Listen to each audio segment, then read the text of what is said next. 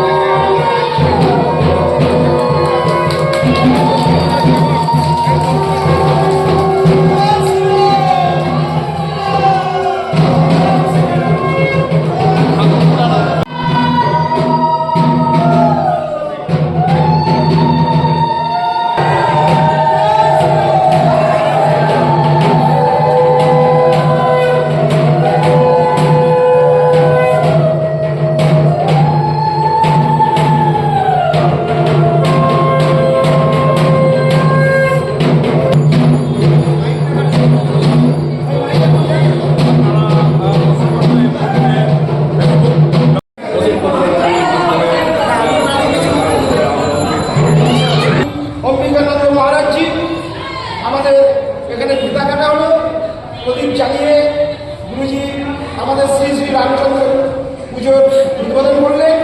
এবারে একটু আমাদের মধ্যে দু চার কথা একটু বলবেন, তারপরে আমাদের সঙ্গে যাবেন অনুষ্ঠানে অংশগ্রহণ করবেন। আমাদের আজকের এই রাম নবমী ও হনুমান জয়ন্তী উপলক্ষে সারা দেশে বিশ্ব হিন্দু পরিষদের তরফ থেকে আমাদের এই রামনবমী উৎসব অনুষ্ঠিত হচ্ছে। সেই সঙ্গে আমাদের এই জেলাতেও উৎসব মুখর হয়ে আছে এবং আমরা নিজেরা উদ্যোগে এই জেলাতে ছোট বড় এরকম 40 থেকে 50টা আমাদের অনুষ্ঠান হবে আমাদের বিভিন্ন জেলার বিভিন্ন প্রান্তে, এবং সেখানে শোভাযাত্রাও বেরোবে। তার মধ্যে বহরমপুর থেকে যেটা আগামী দিনে ওয়ামে মাঠের থেকে বেরোবে, এটা সব থেকে বড় র্যালি।